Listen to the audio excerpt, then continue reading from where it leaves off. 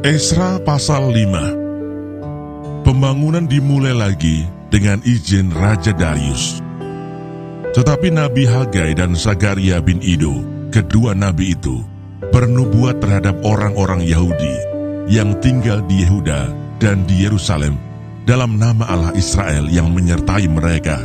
Pada waktu itu mulailah Zerubabel bin Sealtiel dan Yesua bin Yosadak membangun rumah Allah yang ada di Yerusalem. Mereka didampingi dan dibantu oleh nabi-nabi Allah.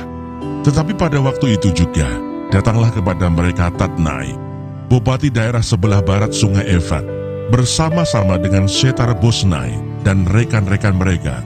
Dan beginilah katanya kepada mereka, "Siapakah yang memberi perintah kepadamu untuk membangun rumah ini dan menyelesaikan tembok ini?" Lalu katanya pula kepada mereka, "Siapakah nama-nama orang yang mendirikan bangunan ini?" Tetapi mata Allah mengamat-ngamati para tua-tua orang Yahudi, sehingga mereka tidak dipaksa berhenti oleh orang-orang itu, sampai ada berita diterima oleh Darius, dan kemudian dikirim kembali surat jawaban mengenai hal itu. Inilah salinan surat yang dikirim Tatnai, bupati daerah sebelah barat sungai Efrat, bersama-sama dengan Setar-Bosnai dan rekan-rekannya, para punggawa daerah sebelah barat sungai Efrat, kepada Raja Darius.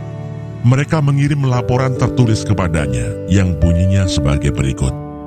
Kehadapan Raja Darius, salam sejahtera. Kiranya Raja maklum bahwa kami datang ke daerah Yehuda, ke rumah Allah yang maha besar. Rumah itu sedang dibangun dengan batu yang besar-besar, sedang dindingnya dilapisi dengan kayu, dan pekerjaan itu dikerjakan dengan seksama dan berjalan lancar di tangan mereka. Kemudian kami menanyai para tua-tua itu, dan beginilah kata kami kepada mereka, "Siapakah yang memberi perintah kepadamu untuk membangun rumah ini dan menyelesaikan tembok ini?" Lagi pula kami tanyakan kepada mereka nama-nama mereka untuk memberitahukannya kepada tuanku, dengan mencatat nama orang-orang yang mengepalai mereka. Inilah jawaban yang diberikan mereka kepada kami. Kami adalah hamba-hamba Allah, semesta langit dan bumi, dan kami membangun kembali rumah yang telah didirikan bertahun-tahun sebelumnya, didirikan dan diselesaikan oleh seorang Raja Israel yang agung.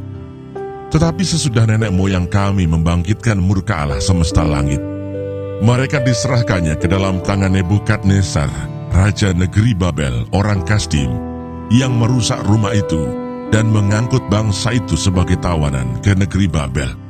Akan tetapi pada tahun pertama zaman Kores, Raja negeri Babel, dikeluarkanlah perintah oleh Raja Kores untuk membangun rumah Allah ini.